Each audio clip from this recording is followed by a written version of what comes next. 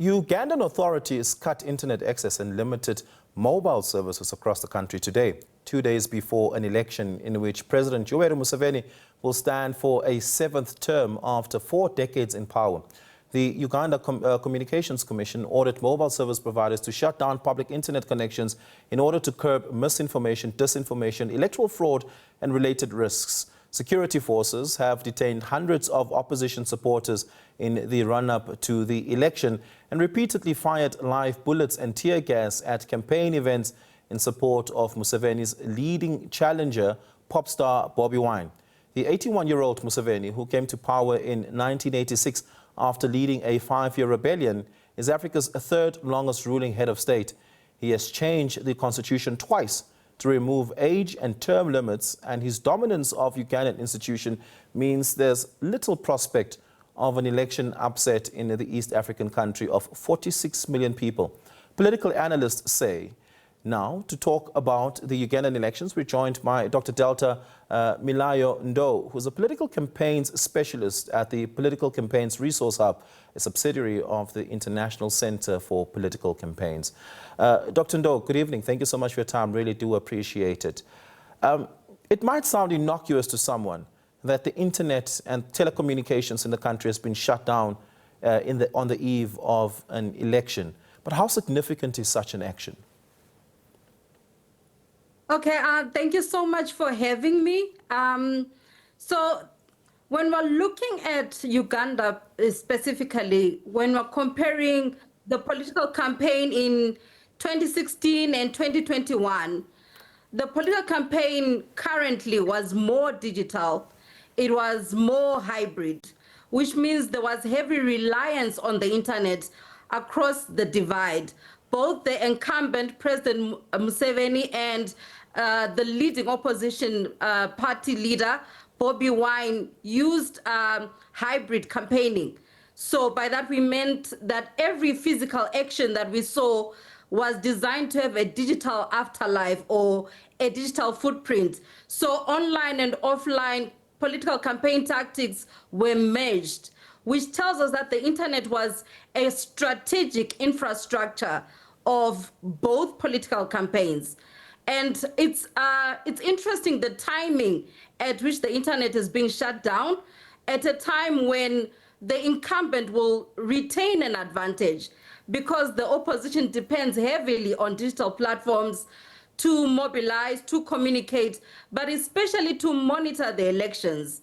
Some of the tools we've used across political campaigns include parallel voter tabulation. And to use those tools effectively, you need the internet. So for the opposition, this is a crucial blow, and it leaves the nation really without a capacity to have any scrutiny, any oversight, any access to information, or any way of feeling that the process is transparent. So we immediately query not just the outcome of the election, but the legitimacy of the process, the fairness of the process, so to speak. So it's a very crucial decision. And even the reasons given, for the shutdown, which are around risks of disinformation, the reality is the internet is a powerful tool for countering disinformation, a powerful tool for fact-checking, for constant and continuous official communication that undermines and undercuts these nefarious uses of the internet. We saw that with the Malawi Electoral Commission. They were very robust in how they used the internet to ensure that they were sending out official communication constantly, transparently. So it's a very difficult stance to accept that internet needs to be shut down for elections to be run in a secure way. Yeah.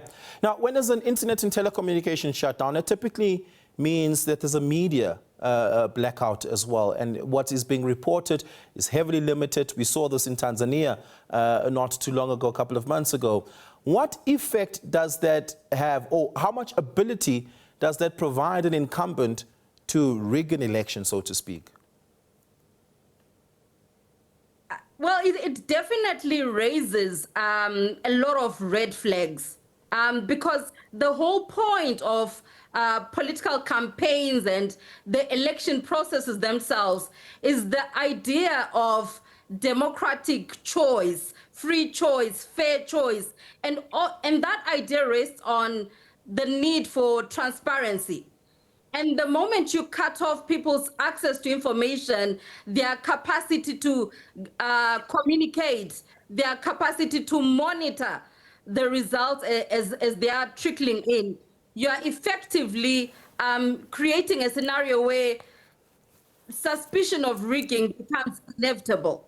Yeah. So definitely that's an issue. Yeah, I saw a video going viral on the internet, on Twitter in particular, a few days ago, of Bobi Wine protruding out of a convertible vehicle, campaigning in a rural part of Uganda. And it seemed that quite a number of the villagers there came out in support of Bobi Wine, wearing T-shirts of his party's regalia. And it seemed to me that there was a momentum about him. I'm quite surprised that he's not yet been arrested, which of course was the case in the previous election a few days just before that Bobi Wine was arrested. Is that a campaign strategy that, given the conditionalities on the ground, that works? Okay, so I love that you use the word momentum, because that's what we observed also in terms of the political campaign tactics that were used in Uganda. So with these tactics, we're looking not just at mobilization, we're also looking at persuasion. With mobilization, we see a push to galvanize committed supporters. And persuasion, we're looking at how are you winning over the undecided voters. So usually persuasion is a strategy that works better for the opposition, but it requires sustained, safe, and local engagement, which is what Bobi Wine is trying to do. But obviously there are significant barriers for opposition activity in Uganda because of repression, because of state apparatus that's being deployed. And so it's more risky for him to adopt those tactics in a consistent way. But those are the kinds of persuasion tactics that are likely to sway undecided voters. Whereas with mobilization, which is just galvanizing committed supporters, this favors the incumbent because already Museveni benefits from mobilization through state machinery, benefits from control of law enforcement, control of the media. So when we look at these tactics, we're also considering the extent to which the prevailing political environment shapes and informs and restricts the tactics that are available to an individual. So Bobi Wine has done well, but at great personal risk. And also the violence that we've seen proceeding in some of the political campaigns has also raised the cost for the opposition supporters in terms of their level of participation. Yeah, we're going to have to leave it there. Dr. Dalton Doe, once again, thank you so much for your time and your insights. Really do appreciate it. Dr. Dalton Doe is a campaigns specialist.